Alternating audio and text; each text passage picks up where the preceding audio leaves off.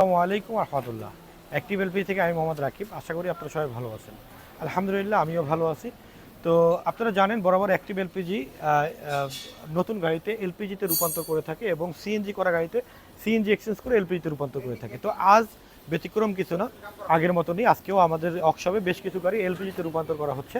তো আমরা আপনাকে এক এক করে দেখাবো যে কোন গাড়িতে কত লিটার সিলিন্ডার দিচ্ছি, কোন প্রোডাক্ট দিয়ে আমরা এলপিজিতে রূপান্তর করতেছি, কত টাকা খরচ হচ্ছে একটা এলপিজি করতে, কত সময় লাগতেছে একটা এলপিজি করতে, টোটাল ডিটেলস আমরা এই ভিডিওতে তুলে ধরার চেষ্টা করব। তো চলেন তাহলে আমরা এক এক করে গাড়ি দেখাচ্ছি। যে গাড়িটা দেখাবো সেটা হচ্ছে একজিও। এটা কিন্তু 100% রিকন্ডিশন একটা ব্র্যান্ড, যেটা 2020 মডেলের একটা একজিও গাড়ি, যেটা 100% রিকন্ডিশন। বাংলাদেশে এটা এতদিন পর্যন্ত তেলেই চলছিল। তো তেলের কিছু ক্রাইসিসের কারণে, তারপরে তেলের সেম পরিমাণ মাইলেজের জন্য, সেম পরিমাণ সার্ভিসের জন্য ওরা ডিসিশন নিয়েছে এলপিজিতে রূপান্তর করবে। তো আপনারা সাধারণত জানেন এই গাড়িগুলো সাধারণত হচ্ছে এলপিজিতে তেলের সমপরিমাণ মাইলেজ পাওয়া যায়, তেলের সমপরিমাণ সার্ভিস পাওয়া যায় এবং কোনো ধরনের গাড়িতে শেকিং বা কোনো ধরনের ভাইব্রেশন কোনো ধরনের অসুবিধা থাকে না। তো সেই জন্যই তারা এটাকে বেস্ট অল্টারনেটিভ ফুয়েল হিসাবে এলপিজি বেছে দিয়েছে এবং ওনরা যে কিটটা নিয়েছে সেটা হচ্ছে আমাদের 100% যে অথেন্টিক যে ব্র্যান্ডটা, যেটা 100% অথরাইজ একটা ব্র্যান্ড ইউরো স্টার। এটা কিন্তু the best quality for euro, এটা কিন্তু সম্পূর্ণ ইউরোপের একটা কোয়ালিটি। এটা দিয়ে কিন্তু আমরা এটাতে এলপিজিতে রূপান্তর করতেছি এবং যেটা করতেছি 100% সিকুয়েন্সিয়াল সিস্টেম 5 জেনারেশন যে 7 জেনারেশনের যে কিটটা, সেটা কিন্তু আমরা এখানে ইনস্টল করছি। তো এখানে যদি আমি আপনাকে প্রথমে দেখাতে চাই সেটা হচ্ছে এখানে কিন্তু অলরেডি আমাদের যে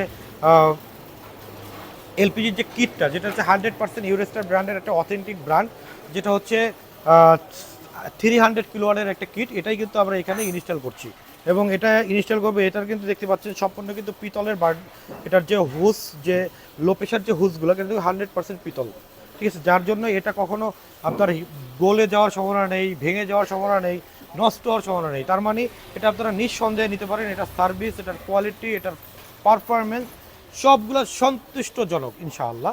এবং এখানে কিন্তু অলরেডি আমরা আমাদের যে 7 জেনারেশনের যে ইস্যু কন্ট্রোলারটা, সেটা কিন্তু আমরা অলরেডি এখানে ফিটিং করে ফেলেছি এবং এটার কাজ অনেকটাই শেষ পর্যায়ে, কিছুক্ষণের ভিতরে এটার কাজ শেষ হয়ে যাবে। তখন আমরা আবারও আপনাদেরকে দেখানোর চেষ্টা করব যে কতক্ষণ সময় লেগেছে বা কী কী প্রোডাক্ট দিয়ে আমরা এই গাড়িটা এলপিজিতে রূপান্তর করেছি। এবং আমি আপনাদেরকে মাঝখানে একটা জিনিস দেখাতে চাচ্ছি, যেটা হচ্ছে এই গাড়িটার পিছনে আমরা একটি এলপিজি সিলিন্ডার ইনস্টল করছি। তো এটা কত লিটার সিলিন্ডার এবং কীভাবে সিলিন্ডারটা ফিটিং করা হচ্ছে এটা ডিটেলসলি আপনাদেরকে আমি দেখানোর চেষ্টা করব। তো চলেন আমরা, এটা হচ্ছে একজিও গাড়ির যে পিছনের যে শেপটা, সেটা হচ্ছে এখানে আমি একটু আপনাদের শেপটা দেখাচ্ছি, সেটা একটু দেখতেই পাচ্ছেন।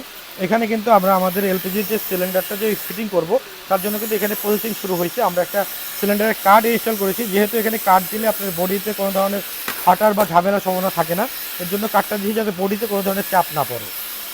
সিলিন্ডার হিসাবে আমরা এই ক্যাপসুল শেপ সিলিন্ডারটা ইনস্টল করবো এখানে।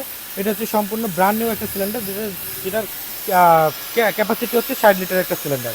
তো আপনারা এই ধরনের গাড়ি যারা এলপিজি করতে যাচ্ছেন, তারা 60 লিটার সিলিন্ডার দিয়ে এলপিজি করার পরে এখানে কিন্তু দেখেন, এখানেই কিন্তু সিলিন্ডারটা আসবে এবং এখানে আসার পরে কিন্তু যথেষ্ট পরিমাণ জায়গা থাকতেছে। আপনি আপনার স্পেয়ার টাকা রাখতে পারতেছেন, দুইটা লাগেজ নিয়ে যে কোনো জায়গায় ক্যারি করতে পারতেছেন। এবং পাশাপাশি আর একটা একজিও গাড়ি দেখছেন, এটাও কিন্তু একটা একজিও 2021 মডেলের একটা একজিও। এই গাড়িটাতেও কিন্তু আমরা এলপিজিতে রূপান্তর করছি। তো এটার কাজ কিন্তু অনেকটাই শেষ পর্যায়ে।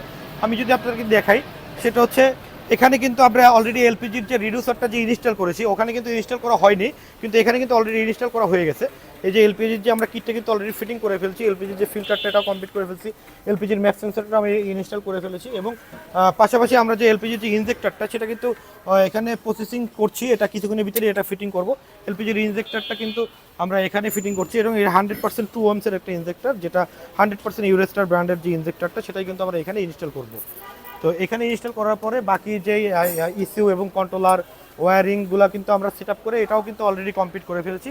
এবং এই সিলিন্ডার, এই গাড়িতেও কিন্তু আমরা একটা 60 লিটারের ক্যাপসুল শেপ একটা সিলিন্ডার ইনস্টল করেছি এবং এটার কাজ কিন্তু আপনি কিছুক্ষণের ভিতরে এই সিলিন্ডারটা গাড়ির ভিতরে যাবে।